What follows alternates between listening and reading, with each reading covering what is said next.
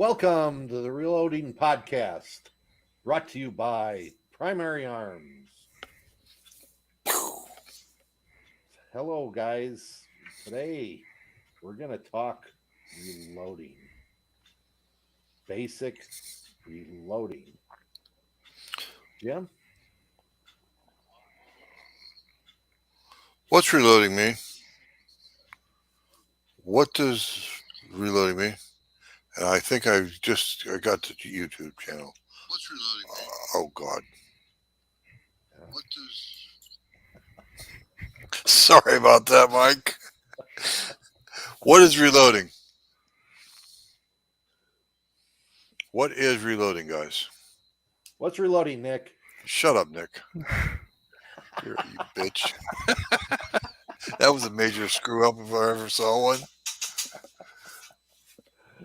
Uh, I don't know. Anyway, Paul Loud might be able to answer that one. Nah, it's over his head. ooh, you just throwing yourself under the bus, are we, Paul? Yeah. Anyway, Nick, what is reloading and why do we reload? There's multiple different versions of reloading. I look at reloading as taking a gun that hasn't been shot in 50 years and making brass, form brass, to be able to shoot that gun that hasn't been shot in who knows how long. In other words, you like to manufacture obsolete calibers. Absolutely. Well, remanufacture, perhaps we should say, reassemble, or whatever you want to call it. Because you take that 8 millimeter, you Yeah, LaBelle. Yep. Yeah. 8 millimeter Lebel, but you make it out of 8 millimeter Mauser brass, don't you? No, so I use 8mm LaBelle and I make 41 Swiss, which is for a Swiss Federally. Okay. So you have to, from going 8 millimeter to 41, that's about 10 millimeter caliber. So you have to open your case mouth up some. Yep, I cut and then I open up the case. Yep. You mean you trim it, not cut it? No, I actually Oh, cut it. I'm he- cutting a good almost half inch off. Oh, I'm going from a long case like this to a short case like this. So okay. I don't have any other. I don't think I do. no, that's Nope. no. He's making a cartridge that is no longer made and using a different cartridge to create something. So something to shoot, and so that's reloading. You got other people that are going to sit down and say, "I want to manufacture some ammunition for my gun. May not be the most accurate in the world, but I'm going to go out. I can take my AR or my handgun, my 9 millimeter. I can plink. I can enjoy a day out in the range, and or even shoot competition. You're load up your AR-15 for a two-gun match with pistol and rifle, and go out in the range and maybe compete against your buddies. You know. But number one, it's a safe practice because we follow the book. We we learn that what works and what doesn't in semi-autos, in bolt actions, you know, um, single shots, everything down the line. What's that comment, Nick? Please read it. The act of reconditioning a spent case and making it usable by cleaning it. I'm assuming my dad meant resizing it, priming it, adding propellant, and inserting a projectile. That's from Ray Rodden, Nick's father. Anyway, the point is, Yeah, I know where his mind is. Yep. no, we know where your mind is. I pretended to ignore that typo. I live with it, so I know what he means. So I'm fortunate enough for that. Ray, you got fat fingers, you old fart. Anyway, Uh, so why did you get into reloading, Paul? um, The first was for competition. So, in other words, you wanted enough ammo to shoot Yeah. a If few you want, handgun matches a week or whatever, maybe I rifle was matches. I was shooting at least one handgun match every Sunday, and I was also shooting 3 times a week to 4 times a week in trap, and so that was a case of shot shells a week, and then a 1,000 rounds of 38 Super a week. Yeah, In other words, you couldn't afford to buy the factory ammo. not in those days. No, no, because even in those days, a box of 38 Super were $13 a box of 50. You know, Mm-hmm. times 10. Yeah.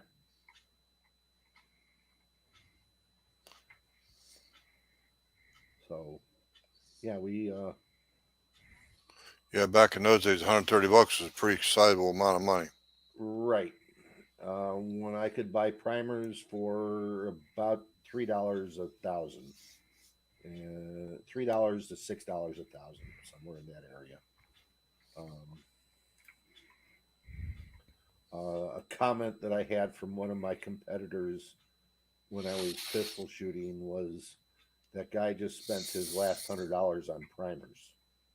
Okay, and that meant he probably got 5,000 of them. Okay, those are the kind of people you worried about. Because they practice. Right. He had to shoot a lot. I lost some of your audio, Paul. Oh, you missed me there? Is my audio all right, Nick? Yeah, Can you you hear sound me? fine. Nick sounds fine to me. A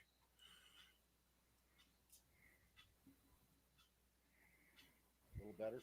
Nope.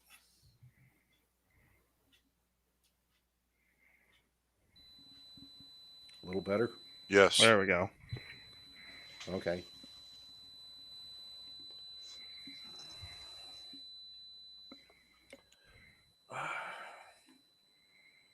Where are you tonight, anyway, sir?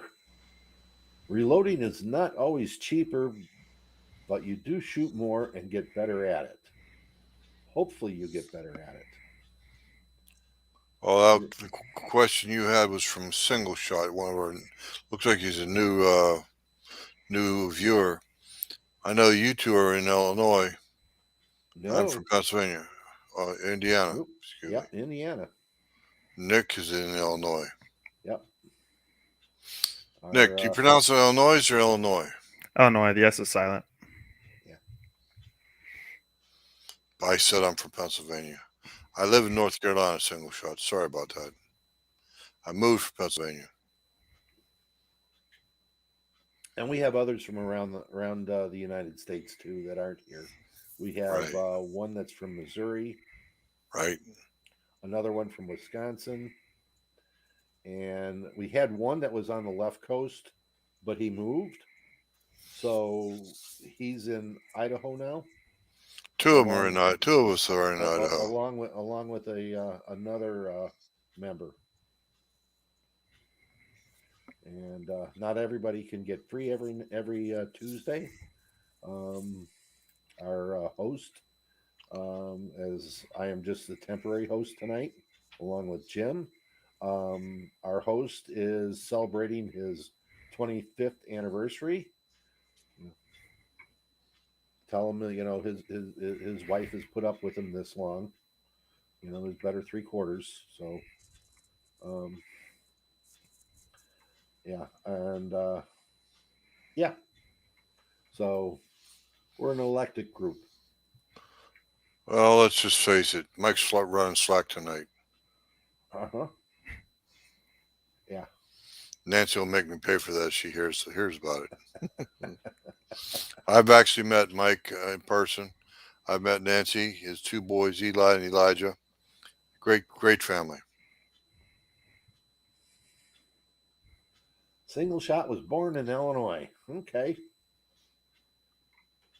It's not something I would readily admit to. Hey, look at, you could be like Paul Loud and be up in Maine. I mean, come on. That bus is getting bigger and bigger, Paul.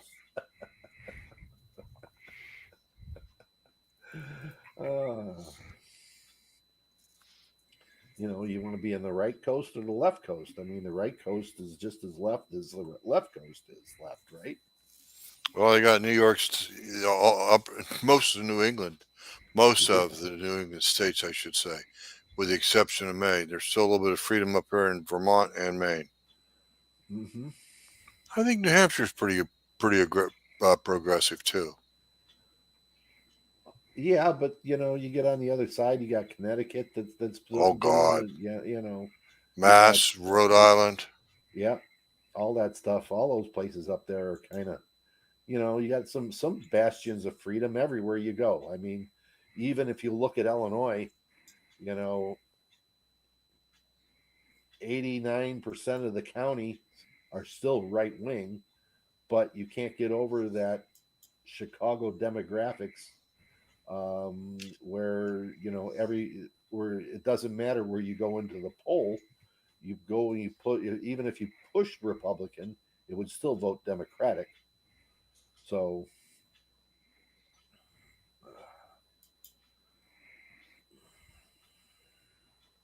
yes, Paul, Smith and Wesson is moving out of Massachusetts, but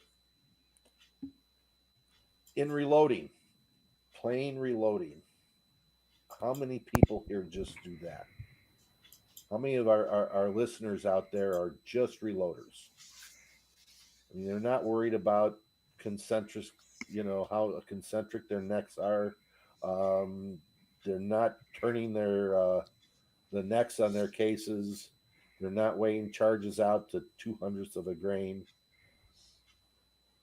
They may just run it on a progressive press. They may set it up and say, I'm running 25 grains of CF 223 on a 55 grain bullet in my 223 on my Dillon 650 and go from there.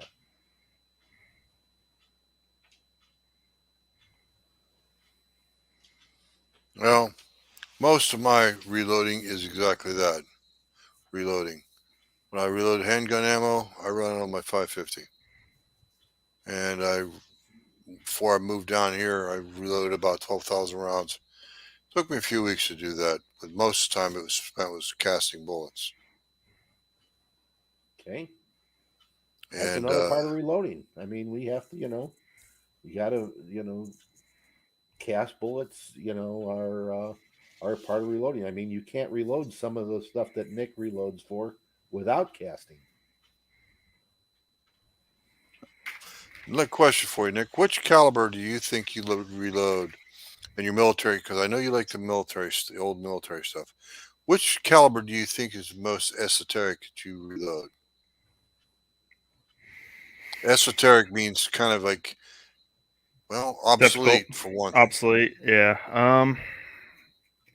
Probably most recently, either the Martini Henry, or that 41 Swiss.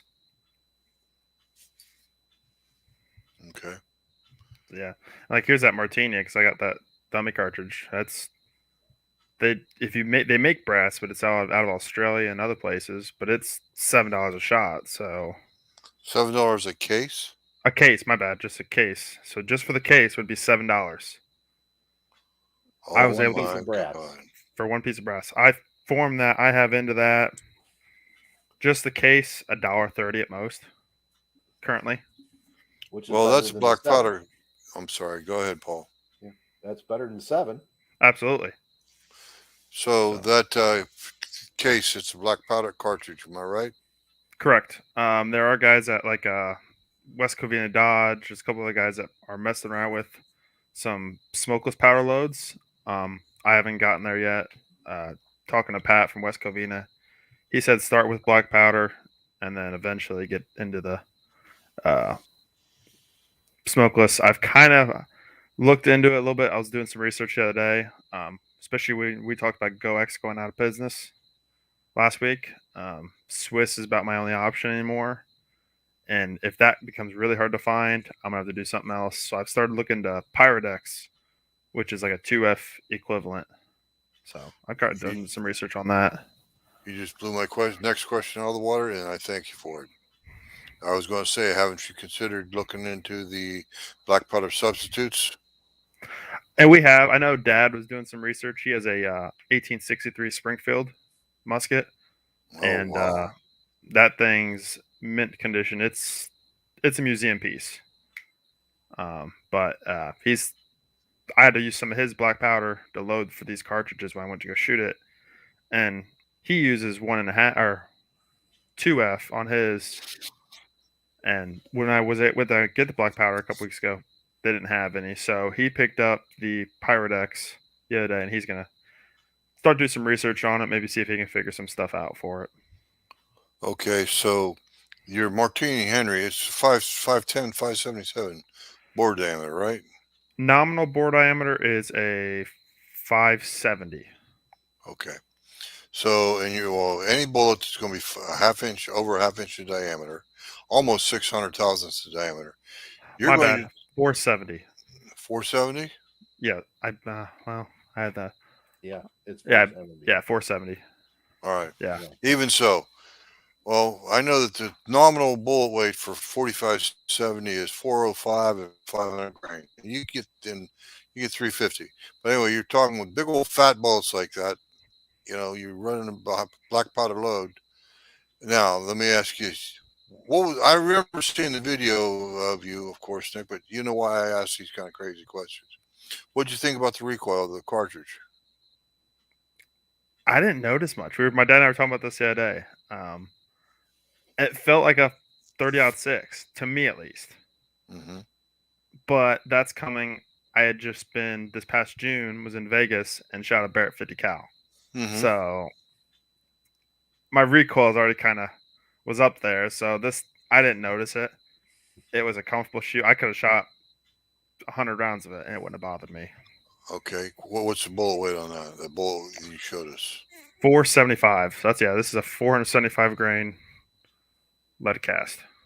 Mm-hmm. So did you cast them? I did. Outstanding. Bought a mold for it, and yep. Now, is that pure lead bullet or is that a wheel weight bullet? It's 20 to 1. 20 to 1. That'd be 19 lead to 110. I think it's let me. It's 20 to 1. No, it's 20 parts of lead to 1 part of tin. Oh, that was antimony. Probably antimony, because antimony is used for hardening the bullet. Yeah, 20 parts lead to 1 part tin. Tin? Okay. Yep. Tin? Yep. Okay. So it is a true 20 to 1 ratio, not 19 to 1. Yeah, it's 20 to 1. Okay, good enough. Yep. And your dad's right. Black powder is a push. Yeah. Okay. What do you mean by a push? In other words, it's a slow, gentle recoil. It's not a sub mag. It's not a sharp one. I mean, if you want to shoot something 458 458 lot, somewhere in that cartridge type 416, you'll find that they have a little bit more kick. And if you really want to try something interesting, try the 20 millimeter boys rifle. The Barrett is nice, especially the 82, because it's semi-automatic and it all that mass. The barrel starts to move, the bolt starts to move, it all starts to push back nice and easy, and then it chambers. Boys rifle just comes right back. It just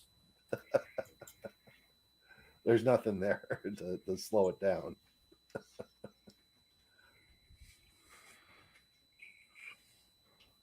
So what this would cost, Buffalo Arms is out of stock currently, but makes the loaded ammo of this for 20 rounds would be $191. That's $10 a round, essentially, because you didn't include sales tax And that's not, no tax, no or shipping, none of that. Look So I up have, look up Weatherby. yeah, oh yeah, Okay, Weatherby's, yeah. just look up or look up 458 Winchester.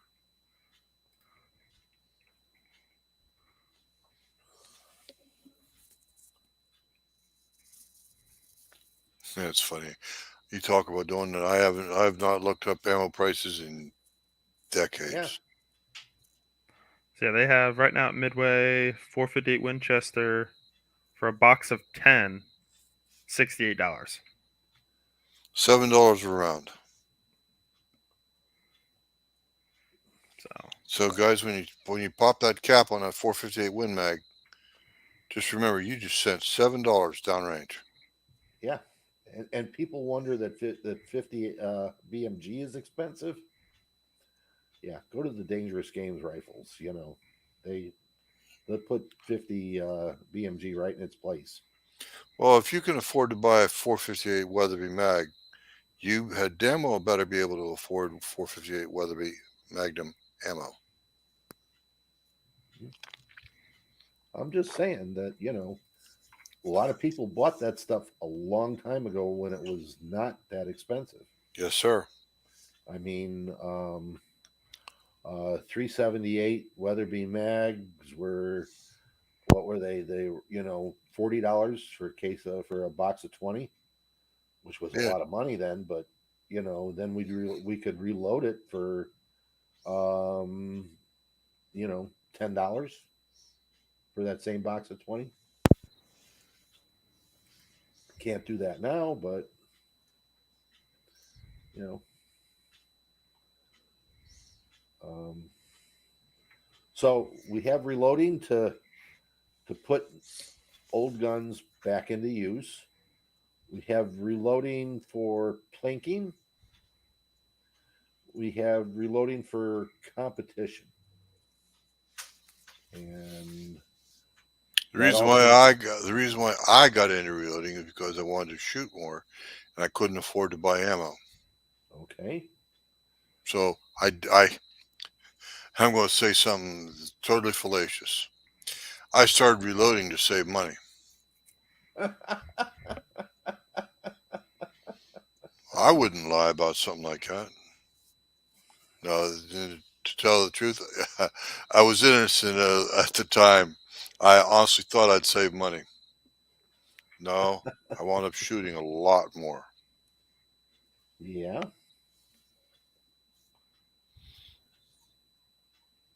Yeah. Well, that's, you know, that's one of the reasons why you reload is to shoot more, right?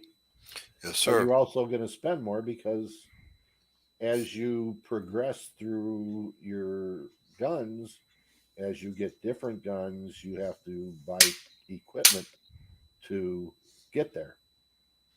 That's right. You know,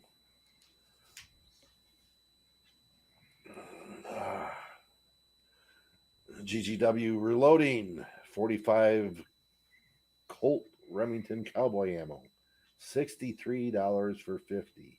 That's why I reload. Okay.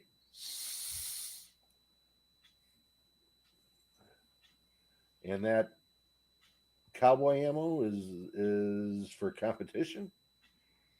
Yep.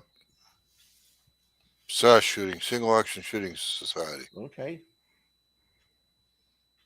Some folks do it just for the dress up, but like guy, he's been on this show.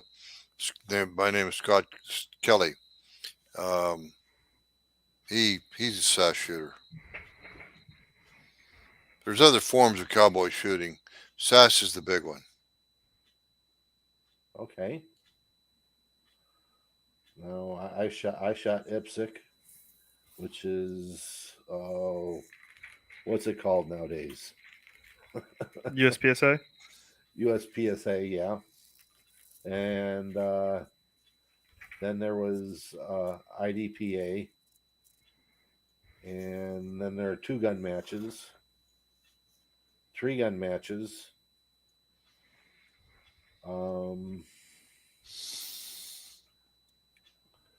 You have how many different types of shooting for for long range. You have your standard Camp Perry shooting. You have F class, Palma, all that. I don't think anybody that does any of that they're not buying factory ammo. Some of the guys that shoot um, uh, PRS and the National Rifle League, I know they shoot factory ammo, but the top competitors just about all reload. AARP only if you're shooting 45 ACP, Paul.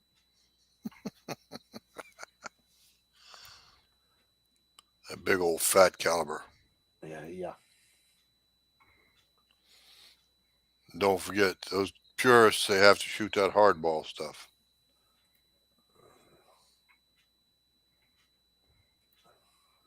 Also shoot carp. Okay. That's fish in a barrel.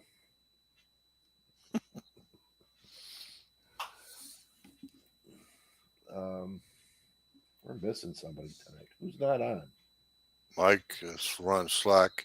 Trenda, No. she's got to work. She's slacking. No, who's not on our guest here? Oh, that smart ass from Chris. that smart ass from Wyoming. Yeah. Okay. He's been banned.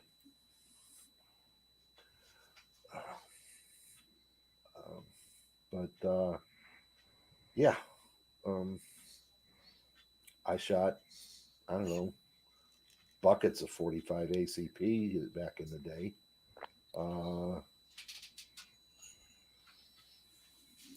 I still got buckets of 45 ACP. That was another caliber I wanted to make sure I was caught up on.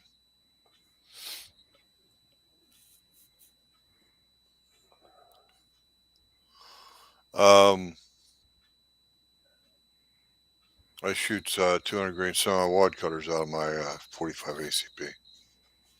And yes, guys, I shoot it out of a 1911. Even though I like my 40 caliber for self defense and I like my Glock and all that, I do like the caliber of it. I shoot 45 ACP out of a 1911. Yeah, there you go. Thank you, JGW, for loading. Anybody want to hear a squeal?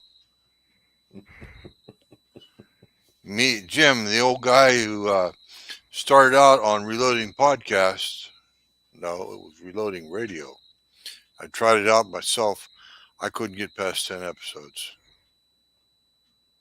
I think I did about 6 episodes and I just basically gave it up. It's so hard to podcast by yourself. I believe it. A bit nuts. Been trying to buy 416 Rigby brass, but at $10 a piece for empty rounds, it's about right. Don't try to buy loaded. But yeah, found some 300 Weatherby in range brass. Wow. Can you imagine people taking 300 Weatherby and just letting it lay?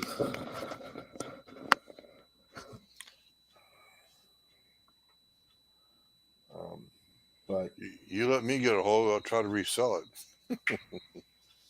Yeah. Reloading though is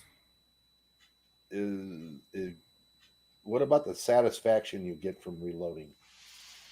Well, like Mike said a long time ago, we make ammunition that's actually better than match grade. When I say better, I have to qualify it, of course. No, we don't reload to the same standards that Winchester, Remington, or whoever makes it. No, we don't reload to their standard. We reload to a higher standard, and it's called our gun, our rifle. I've been 3/4 inch to 300 yards. You know, with my hand loads. I did say hand loads. Now my reloads, I got lucky. It's I have a Mossberg Predator 223. I have a Savage Model 12 in 223. Two rifles. And they both like. I didn't say they both shoot it perfectly. I said they both like the same ammo. Okay. Well, it may have something to do with the caliber, but yeah, they're both 223. But I got lucky, and they both shoot it fairly well. Well, in the old days, okay, 222 was the caliber that Mm-hmm. everybody shot, and it was the miniature 30-06, um, proportionally from body to neck, um, and it was an extremely accurate round when reloaded. A lot of people didn't have to go to a whole lot of pain and detail to reload a 222 round to get accurate ammunition. So basically, what you're saying is another reason to reload is to get more accurate ammunition that's more accurate Mm-hmm. or better. Yep. Better because we tailor it to suit our guns. Michael Dunn, he put up the comment. Can someone tell me why 308 cases has two different primers, large and small? Which one is for hunting? Michael, the reason why they created small primers in 308 brass was for Palma matches. And the Palma match requires, I do believe, the primer to be a small primer. No, it It, does not require. it does not No, require it? the Palma. They called it Palma for the reason that the Palma team from the United States decided to test which primer worked better, a large or a small, You're right. and they found out that small primers in their match brass worked better.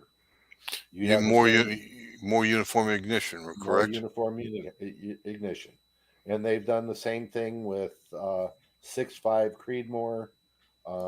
They've done the same with 6 Creedmoor now, and there's a couple of other ones that they've squeezed down to put a small rifle primer on. If you are going to hunt, you're going to use a large primer. Go with something that is gives you a little more spark, because I'm not going to know what temperature you're going to be hunting in. So, um, yeah, just that was small primers were an experiment at first to get something to shoot that would control. And if you understand Palma, you know that the original Palma, everybody shot the same load.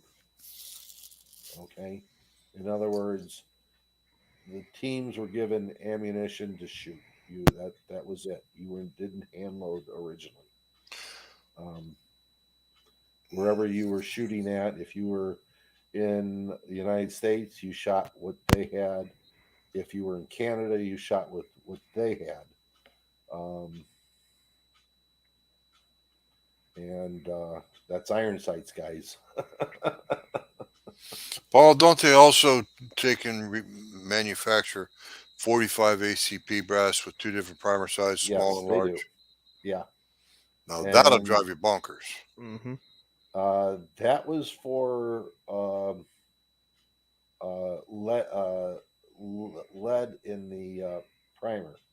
So it had there were no lead in the primer for those small pistol primers that went into those, and that's why on a lot of the new progressive presses that are coming out, in the um, 7 and 8 station and 9 station presses, progressive presses, they actually have a an eye that sees what primer is in there, and will stop the press before you have a catastrophic problem.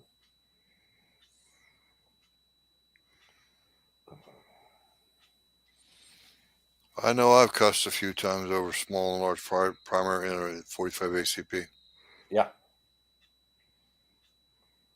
I wound up having to go through about 5 to 7,000 cases with a primer pocket swaging tool. If it fit in, it was small. If it didn't, I'm sorry, large. If it fit in, it was large. If it didn't fit in, it was small. And it's like, you talk about boring. yeah. That's part of Gee, brass prep. Brass prep sucks, but oh my God, you talk about boring. GGW reloading. So to jump on to Michael's question, is small primer and 6.5 Creedmoor better ignition than a large primer? No, it doesn't mean it's better ignition. What it means, it's a more consistent ignition. Okay, in other words, um, a small primer will have a smaller flash hole. So the amount of spark that is getting to the powder is going to be a little more regulated than a case with a large primer and a larger flash hole. Conditionally,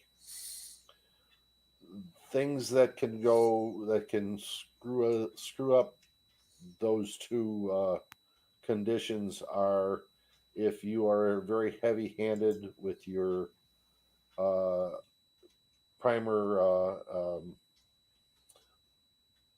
flash hole deburring, you can cause a reverse volcano in there, and one web will be different than the next, and give you more um, more or less flash because of the way it's shaped, um, depending upon the case and how heavy handed you are. Um, that's kind of why I lean towards the K&M flash hole deburring tool, because it reduces it cuts the burr off of the flash hole, but it cuts flat across the web of the case, so you're not increasing the size like a Lyman or a RCBS or such a tool would do. It doesn't have uh, that Chamfer? chamfer. It's got a small one, but it's so small, but then it goes right to cutting and deburring that case flat across the web of the case.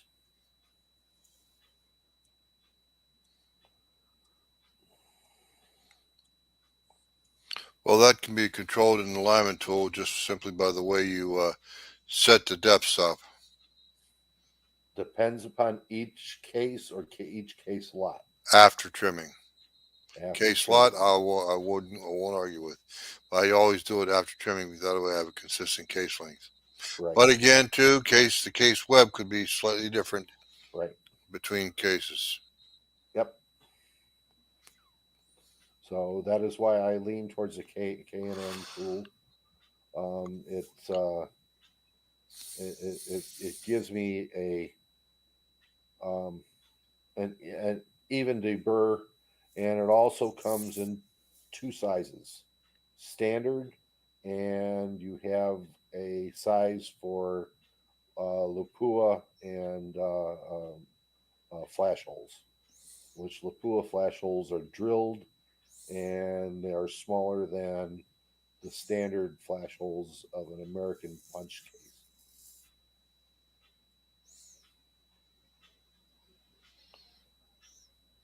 GGW Reloading. He's got a comment up here that I'd like to to take apart. His comment in context, Paul, we were talking about deburring flash holes from the inside of the case, and he said GGW reloading's comment is similarly to a polished combustion chamber versus factory, no burrs. Yes, you're right, GGW, but the thing is, it's not so much polishing as it is. Me, I like to see a little tiny bit of shiny metal down in there, maybe a 2 or 3 thousandths wide flat uh, chamfer, chamfer, sort of funnel like, because I like the idea of that flash going through there and having and opening up and going into the walls of the primer of the combustion chamber into the propellant that's already in there. I just happen to like that concept, which is why I put about a 2 to 3 thousandths chamfer on the inside of my primer pockets. And yes, the nose of the number two center drill. It's a little tiny bit bigger. It actually shaves about a hair or two off the inside of the flash hole, but it does not loosen up the primer pocket. Yeah, burrs do not enhance consistent ignition. That's why we deburr them. But the nice thing about deburring a flash hole is it's a once in a case's lifetime job. Mr. Nelson, go ahead and comment, please. I agree. I just don't like to put that kind of a of a taper into my flash hole. I prefer to keep it as close as possible to factory. I want it even, and I want my primers set to to a specific depth, so they all everything interacts at the same time. Hmm. And we have a polished combustion chamber. He's making an automotive analogy. Okay, okay, because we never want to polish our chambers of our guns. No, he's talking about polishing Yeah. the combustion chamber inside the brass or the inside of the Okay. head and the cylinder walls and all that sort of thing. Okay. Well, even in a automotive engine, they don't want polished. They want a polished head, but they don't want a polished cylinder. The Why cylinder is has that? to have. Why is that, Nick? You're muted, buddy. I am not 100% sure. Good answer. The reason why they don't want a lot of polish on the walls of cylinders because of the oil that actually winds up the very thin oil film that winds up on the inside of the cylinder walls when it's brought up by the skirt rings, piston skirt rings. Mr. Lockley, Keith J. Lockley, 8:47 p.m. He put up a little comment, says he likes our podcast. Well, thank you, sir. We do appreciate that. Yep. Michael Dunn. He's sitting there going, I even do flash holes in my 9mm cases. We have to talk, Michael. Um, I charge $75 an hour. We can do it over the phone. Um, and it will be prescribed as a heavy prescription, so don't worry. lead lead consumption. Remember, lead tastes sweet.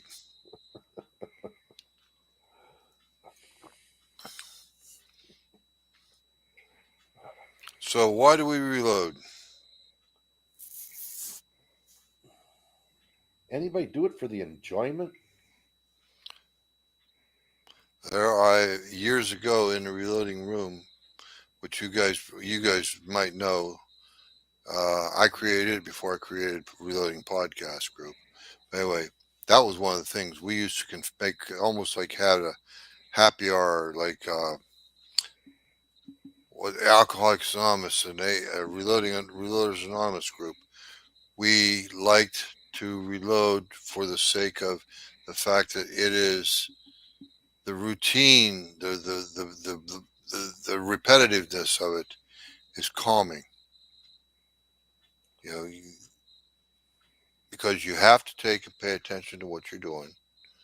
Otherwise, you'll wind up making a double load, and you don't want to do that. I've talked to people that fire double loads. No, he got his hand injured some, but yeah. John's handloading comment. I find that a little scary, but okay. Isn't it? Jen Yes. Champ Jr. The podcast is okay. I'm just here to stare at Nick. Wow. I hope that's someone Nick knows. He's just Here we getting go. a We can stare like this at me. A photo of me. That's spooky. No, I don't know who Jin Champ Jr. is. At Okay. least I don't recognize it by that username.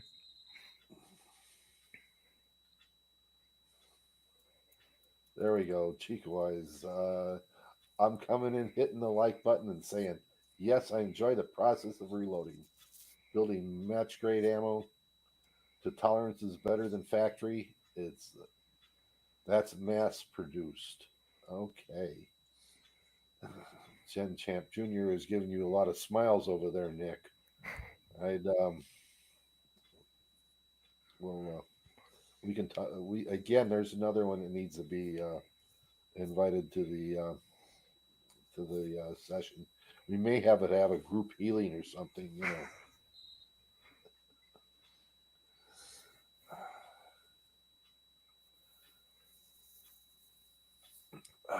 And Michael Dunn says he started reloading because I needed a hobby and I enjoy the time alone at the bench.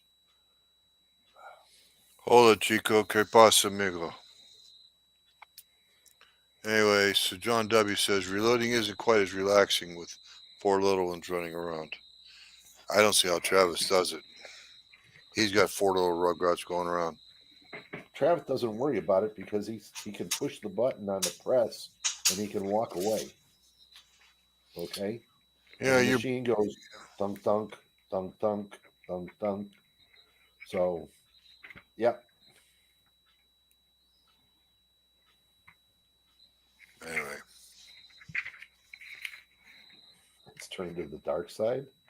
No, we're not the dark side. Come on.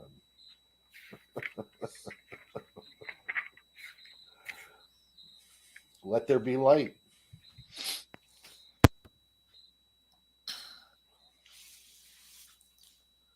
No, it is relaxing. It's fun. It's and there's a time that everybody, your buddies can get together, come in the reloading room, you pull out the 6-pack.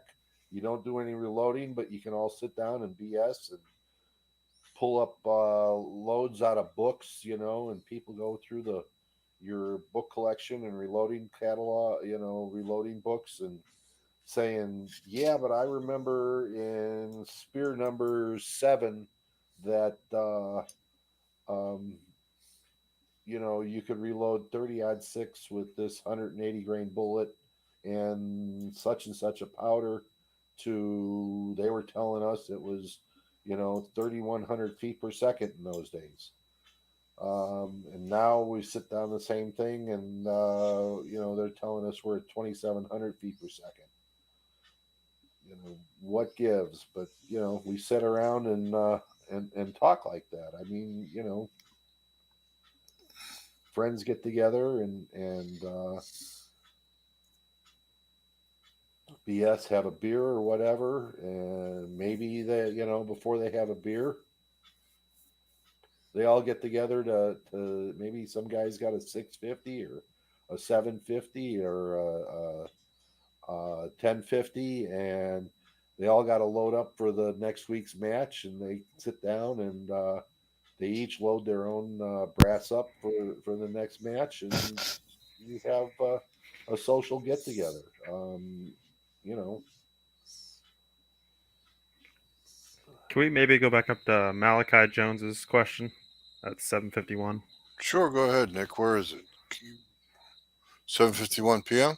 Yep, or 8:51 your time, Jim. Okay. He's talking about 6.5 by, or yeah, 6. Okay. I'm assuming Oh, he means 6.5, not 6.6, yeah. especially for a Swedish rifle. And on your inside neck diameter, I don't know if I would trust that because looking into my Hornady, brand new Hornady 11th edition, inside diameter is 297. So that just seems way undersized inside neck diameter. Well, that's really working some brass. That Mis- is. Mr. Yeah. Jones, I think you might want to double check your measurements. That's 46 thousandths of difference in Yeah, size. that That's just I saw that number. I'm like, because a bolt diameter is 264, you're 14 thousandths under that. no, There's something's not right there. Yeah, he won't even be able to see the copper bullet. not even close. He'll be shaving the copper jacket off, even if he can get that.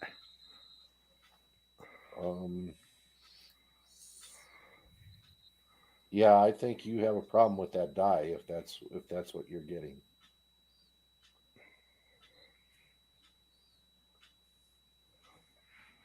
Because yeah, back of that's Yeah, 299. Yeah, that's something not either something wrong with the die or maybe it's calipers or who knows. Well, I got to ask you, can when you go try to put a bullet in, um, and hopefully it's a boat tail bullet, can you get it even started? I mean, is there a way to? I don't even have a 6.5 bullet nearby to measure. No, but I'm not saying that because it's going to be close to the top of the Yeah. from the boat tail. When you get to the top of the boat tail, that's going to Hmm. be close to 264. Your nominal diameter, yeah. Right. So you're going to sit down. If it can sit down to that point of the bullet, then the calipers run. Yeah. But if he's got a die that's going to, even if it squeezes down that far, and then he pulls an expanding ball out through that, that means it even squeezed it down even more. Mm-hmm. So he's getting it down to point 0.25 248 or 247, and I'm then trying the to think, what pulling would the they have? expanded ball through that. I wonder Ooh. if, like, for instance, Lee sent the wrong die. What kind of expander did they put in it to get it down to 250? Well, no, it's a die that's reducing it and then pulling Yeah, it back through, because it because could you can potentially put be on, like a 2250. I don't know. yeah, it could be a 25 caliber Yeah, expander. So, but you're still looking to get, um, yeah, expander. You're not gonna be able to get that much out of an expander. yeah. So, I think there's a miss, either a typo here or there's a bad die. Yeah, And don't size any more cases with that die until you can get something measured. because this brings another question up. Say it's something wrong with his die. He sends it back to Lee, gets a new one. Would you guys resize this brass? No, I'm the same way. It's worth just throwing that brass out that far underneath inside diameter. unless he can anneal it. That's about the only way I was thinking. You Okay, soften that neck up and that right. shoulder up. So anneal it, size it, anneal it. Hmm. Okay. Otherwise, with that much hardening of the brass, no, get rid of it.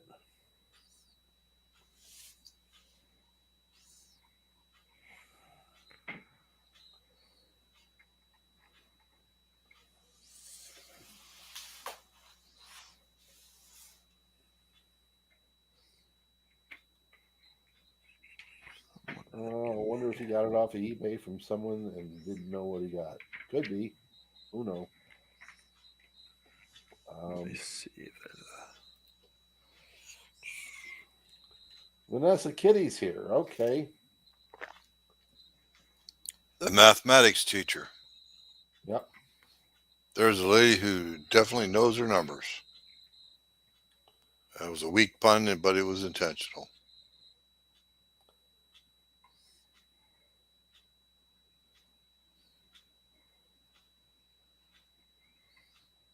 So, has anybody ever had their buddies over to reload? Yep. Mm-hmm. You know, Taught a guy how to reload 44 Magnum. He made him load up 50 rounds. okay. You know, I've taught my niece how to reload, just because she couldn't get 9mm ammo. You know, Well, is she getting components? well, I got components for her. I gave her some. Yeah, you know, but Uh, she had to well, learn, right? yes, of course. But what I meant was, if you taught her how to procure her own components, Oh yeah, oh yeah. You know, good. Some gun shops cater to us reloaders, some don't. yeah, but you know, it's still like anything else. We have our internet sources that we go to, and You we bet. find some things, and other things we just wander through the gun shops.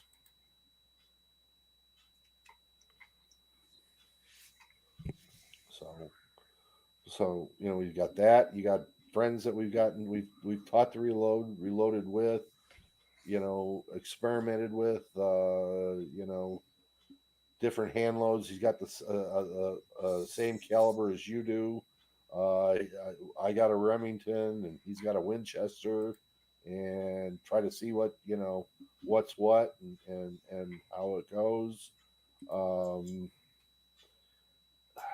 all the you know, all the different handguns, trying different, you know, trying different loads in handguns, uh,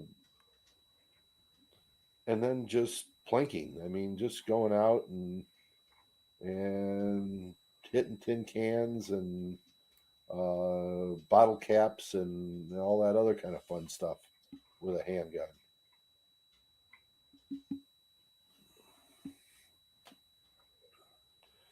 There we go, Raymond. He's got a local gun club as a monthly reloading get together during the winter. Nice. Yeah, that's something we do every winter. Hopefully, we'll start again this winter. It's always nice to see get the guys get together, talk about what we've done. Yeah.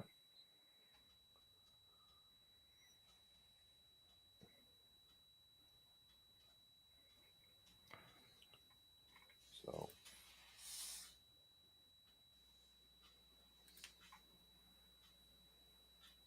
then there's why we reload, especially nowadays. Why do we reload nowadays? To refill the brass that I emptied. Hmm. I mean, the cost nowadays isn't it, you know, if you can find primers and powder, isn't it just about the same cost to buy Probably. new? Mm-hmm. Probably not. Actually, thinking about it, because the well, factory ammunition is known to be quite a bit more expensive than reloads. It always has been, because for one thing, you've got to pay the employees that make it. You've got to pay the liability and insurance companies that cover your business, and you got to make a profit too. That's one of the things about making ammo. The ammo companies will tell you it's hellishly competitive, Okay. ferociously competitive, fiercely competitive. Lead bullet chunky. I used to love reloading, but it seems like I never get a chance to load anymore with all the crap going on, and I'm not a fan of reloading when my BP is high, dealing with the little woman. Valium. If Not for after you. you reload, after you Not reload. not not for you, for the little woman. Okay. I like John's hand loading's comment. He reloads for self reliance. I'm there with you, John.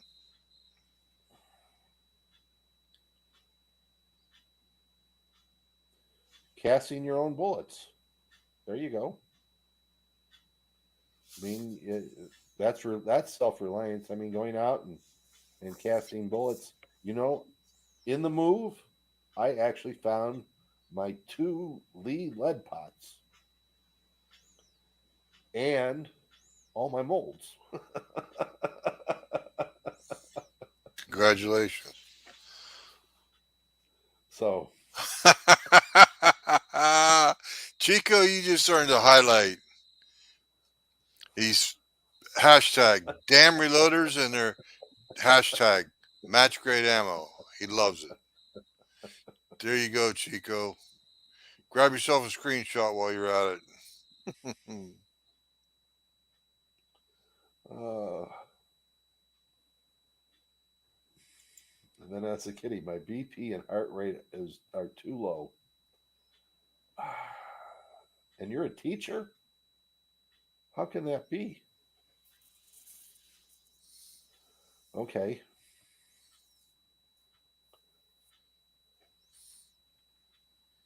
Yeah. Good comment, Chico.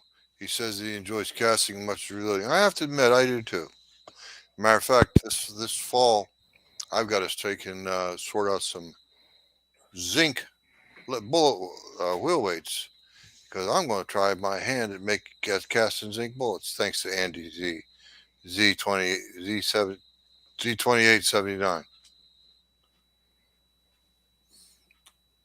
GGW reloading, it's relaxing for me, and also always trying to get new reloaders started and pass on the craft. And I shoot a lot too. Passing on the little tips and tricks. One of the reasons why we're here, and passing on to keep people in the sport and prevent them from growing despondent with the way things are going in the world as far as our Second Amendment rights and such. Um, keep up the work and keep trying to get new people into the game. Yep. It's crazy the number of people I've had. I work at my gun store I work at. The number of people have asked about reloading in the last month. It's probably 20.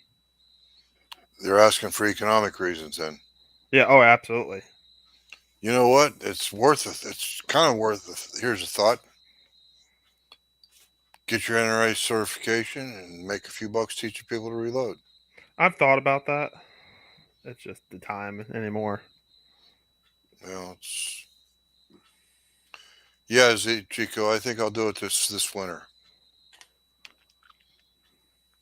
In single shot, I have iron molds for 44 caliber. I have iron molds for 357 or steel. It's iron, and I actually have rifle bullet molds for 30 caliber. No, not 30 caliber. Yeah, 30 caliber for my 308. Vanessa Kitty, I'm sorry that's happening. I know what it's like.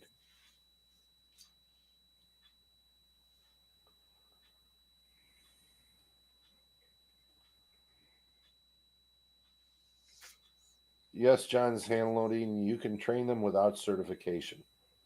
I think you get more people than than trying to get people to pay for something.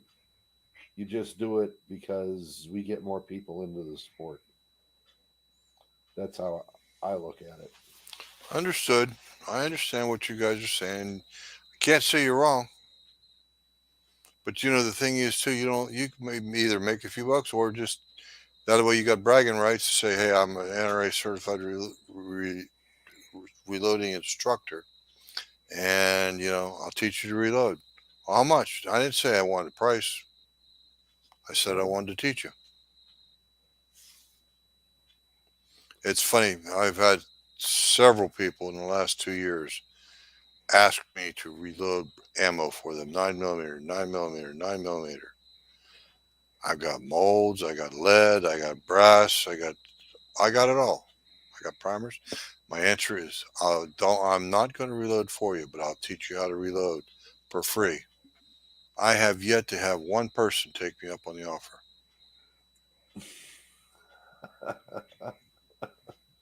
Vanessa Kitty, I get to visit Yale to be a guinea pig. I told the neurologist I will go wearing a guinea pig costume and knock on the lab window.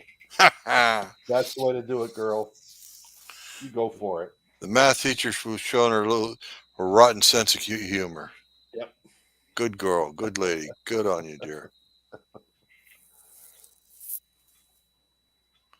Patrick Logan, question. Followed the podcast from the get-go, and Jim before that. Seems that the last few months podcasts haven't been available by the networks. Being edited? Yes, Patrick, they are still being edited. Mike is having a hell of a time with some of the editing.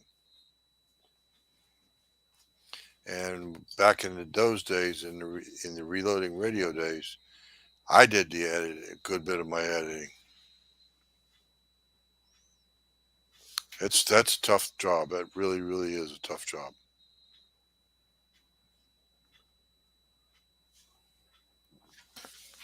Damn mouse pad. Sorry about the noise.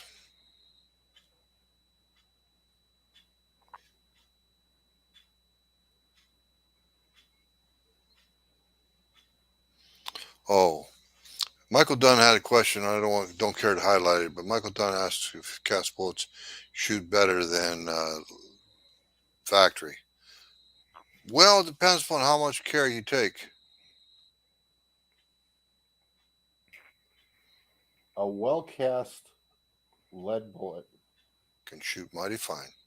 can shoot as accurately, handgun wise, as you can make it. Okay, as you can shoot. Now,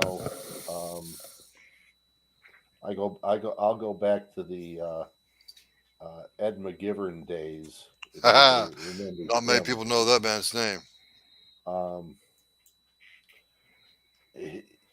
He had a pair of Colts and a pair of Smith and Wessons. Both of them were customized, and he was known as the fastest man alive.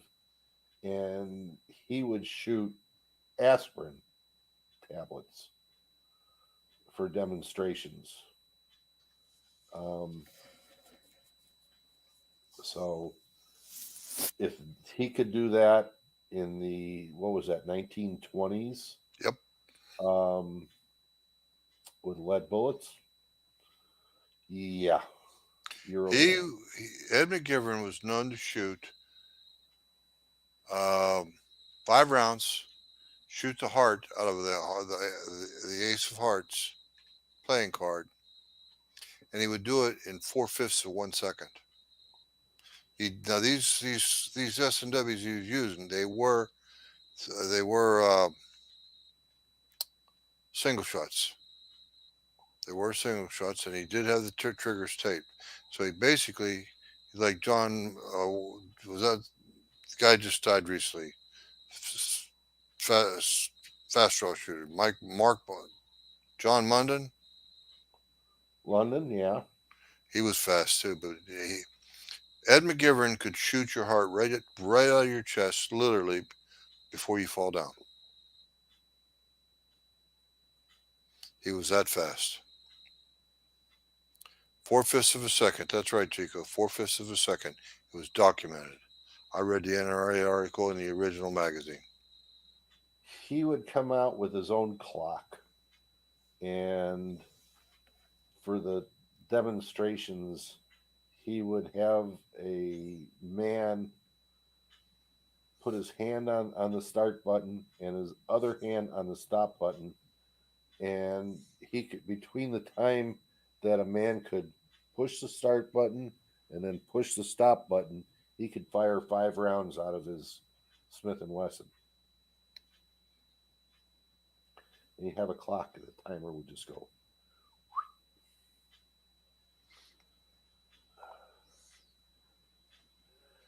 Last week, Elk Blood, when we talked about Walt passing away, And yes, he was another innovator in our sport of reloading and shooting. Um, made when he started out in California making some of the best bullets in the world. Um, he was right next to Sierra, because that's where Sierra started with their original factory. He just moved. He stayed closer to the left coast than Sierra did. Sierra decided to go to the middle of the United States, and Walt decided to go to Arizona. So um, he was a yeah. He developed probably single-handedly brought bench rest shooting into the new age, and and really made a name for himself and his bullets by shooting the way he did. Um, Thanks, LBJ. That was you were right. It was Bob Munden, not John Munden. Bob Munden. Bless you, Nick. Thank Uh, Chico Wise got a question. Would you classify reloading as a sport, a hobby, or an art? I call it a craft.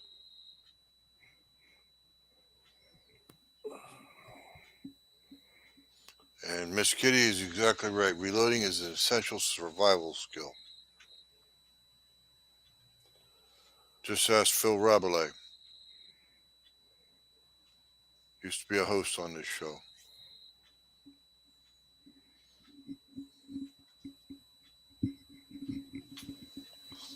Yeah, we used to give his father.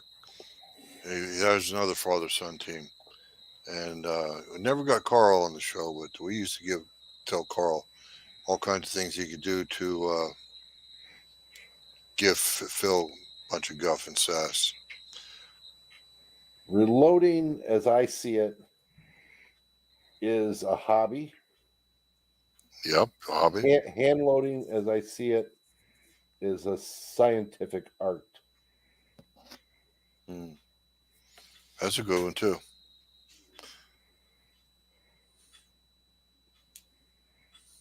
I'd have to agree with actually both of you. It's both. I see it both as a craft and as a hobby. That's like, for instance, making this 577. Not anybody can just go on out and make this.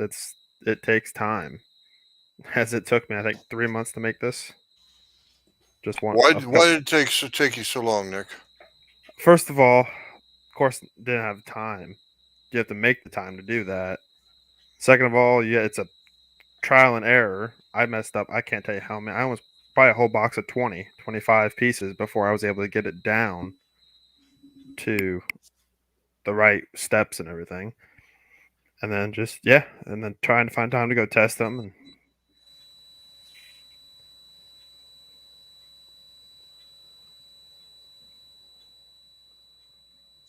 Yes, reloading and hand loading are different.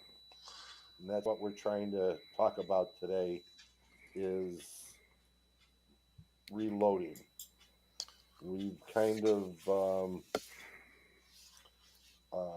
I have kind of stressed the hand loading part in here, and um, we're trying to bring this back around to the reloading part, where everybody here has an input and has a beginning, a place to start. That's a reloader. A reloader's a place to start. Nick's And dad. Oh, sorry, Paul. Sorry. yeah, Nick's dad's got an excellent question.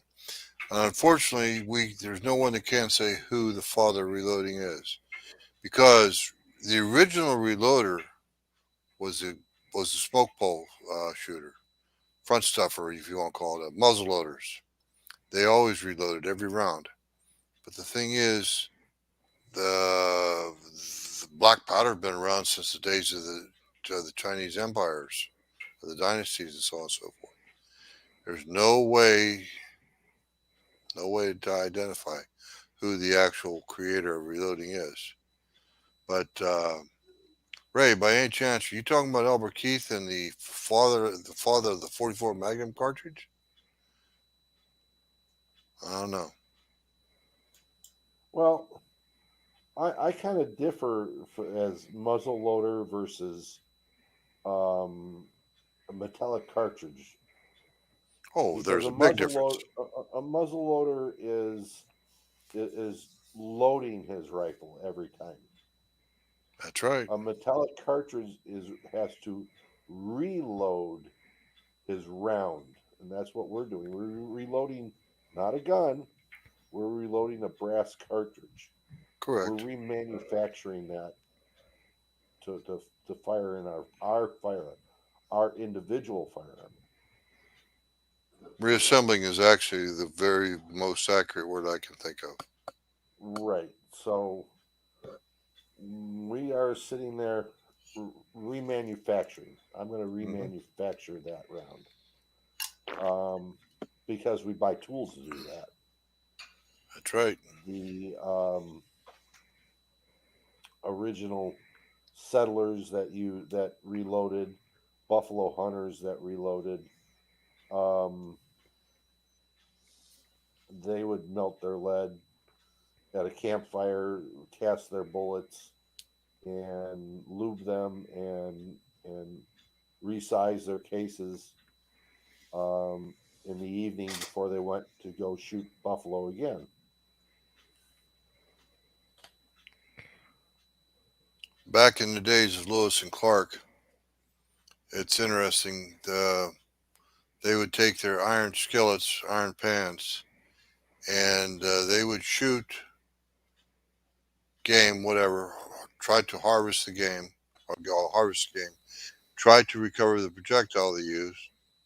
After they got enough projectiles to make it worthwhile, they'd take their cook pan, melt the lead in it, cast their bullets, clean the pan back out, and next day, cook their food right in the same pan.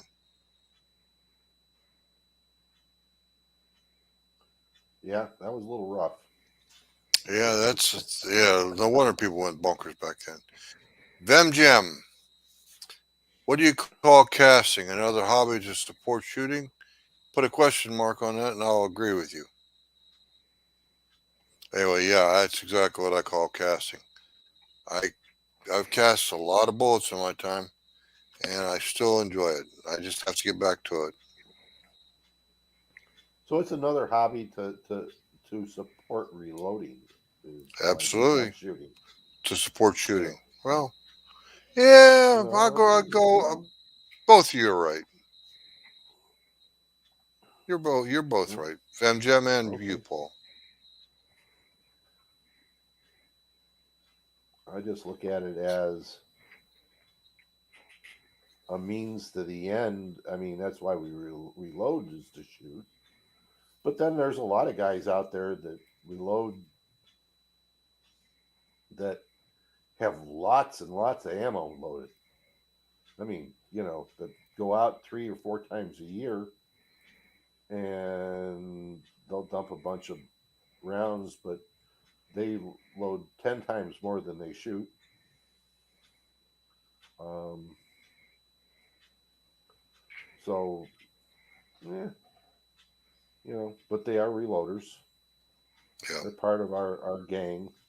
Well, they probably sound like Knob Creek shooters Could be, could be. because them boys, some of them can afford to buy their ammo, and they are buying it.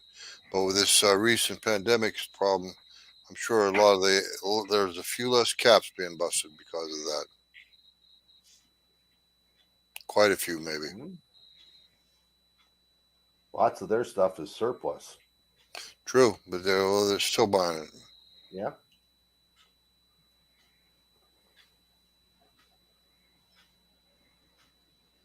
Yep, John said there you go.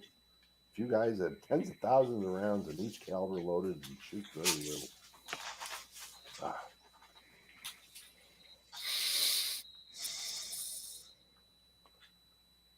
Chico Wise, why are you waiting? You can't He take the lives. heat. He lives in Georgia. Can't take the heat and cast at the same time. Oh, Hell no. that saves you half the energy to get the lead melted. Smart aleck. Hmm.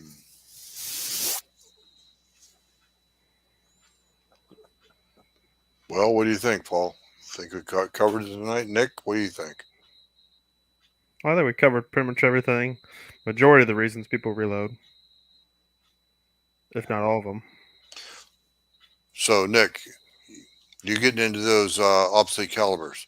Is that why you reload? Well, that was one of the original reasons why we reloaded. We started off with just 223 stuff like that, 9 mil. But then once we started getting into the old stuff, that's majority of our focus is on that anymore. We Okay. still load for 223, your super common stuff, but a lot of it's your old 303, 8 millimeter Mauser, stuff like that. Yeah. Well, we've Most. also another thing. This is I didn't bring this up. We also reload for. We used to. We don't do as much anymore for reenacting. So this is one of our Okay. blanks we reloaded for reenacting. So There you go. And Paul, why did you get into reloading? Originally, so I could Yes, sir. shoot competition. Okay. The reason why I got into reloading because I wanted to shoot more for less money. And Patrick Logan's got a question. Jim, I know you went through a long hiatus from reloading. Are you back in full swing? No, I'm not. I built my bench and all that. I did a little bit of reloading a couple years ago, but I know this winter I got to get back into it because I want to start shooting more handgun ammo, and I've got a boatload, a boatload. I'm not gonna tell you how much, but I got a boatload of zinc wheel weights. I need to render them down. I'm going to render them down, not smelt. I'm not working with ore. I'm working with finished product. So I'm going to render them down, and I bought the old style Lyman 800 degree, 850 degree lead pot.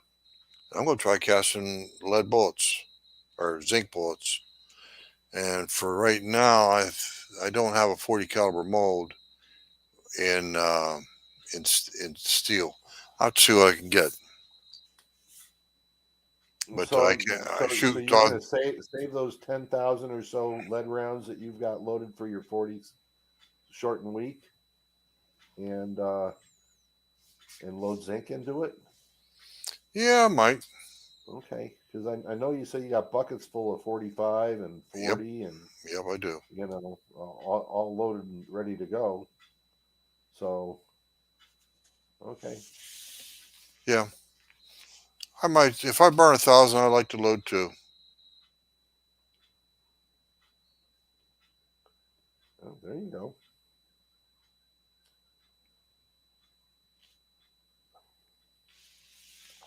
All right. Well, hey guys, looks like we got 34 people watching.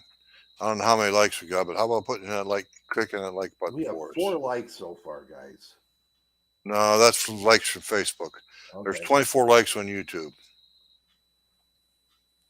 and we have 32 watching and 25 likes. Come on, guys, show us a little bit of that love, please. Oh, you know what we forgot to mention, Paul? Well, we don't want to forget to mention, I should say, our Patreons. Those wonderful people out there that invest their hard-earned money to keep the show afloat and pay. It helps to pay the hosting fees. oh well, we do have to thank our Patreons, and without that, we wouldn't be on here tonight. So we got to thank you guys, and hey guys, let's help the little love here on YouTube by after the fact that this has been posted up, put some comments in there. Give us some thumbs up after we've posted this up on YouTube. Put some likes in there. Throw some comments up what you think of the show.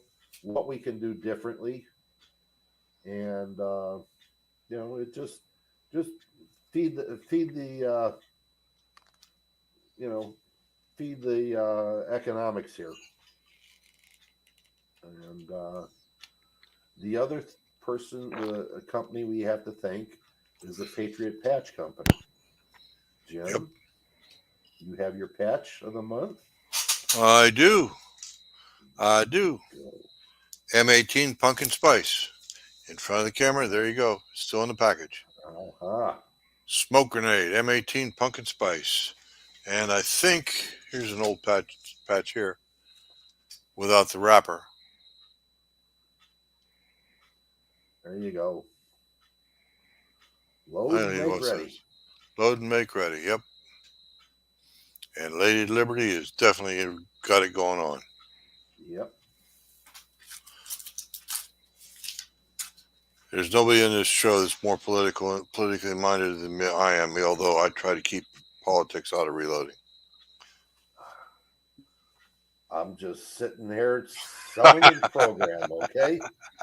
And again, we have to thank Primary Arms for You bet for being a being sponsor. our main sponsor of the show. And we would really appreciate if you guys, went and checked out some of those deals that they got going on now. And at the same time, write them a little check when, for some of the items that they need. Some of the items that you need, they can send to you. Write them a check. Put it on your MasterCard. Make it Visa. So, as it goes, Nick, Jump on the Millsap short bus. as I said, my grandpa told me, despite what your mama says, violence does solve problems. Support the Second Amendment, 2A, all the way. Join an organization that supports the Second Amendment. GOA, NRA, what's the other? Oh, Second Amendment Foundation. I send them money every month. Literally, I send them a small check every month. Online bill pay. That way I never forget it. And guys, this is for Mike. If you're having a hard time, there's help out there. Don't put off something because you think it's unmanly or you're hurt and you don't know where to turn. There is help. I want you to go and look up the suicide hotline, because there are people there to help you. They will get help for you. So we don't want to lose any more people. And I just want to say, we just we got to stick together. And we lose just one person, it destroys all of us, just a little bit. And so think about that. And if you have problems, reach out. Even if you reach out to one of the three of us, we'll get you in touch with somebody. Okay? All right, guys. Good night. All right, y'all. Not y'all.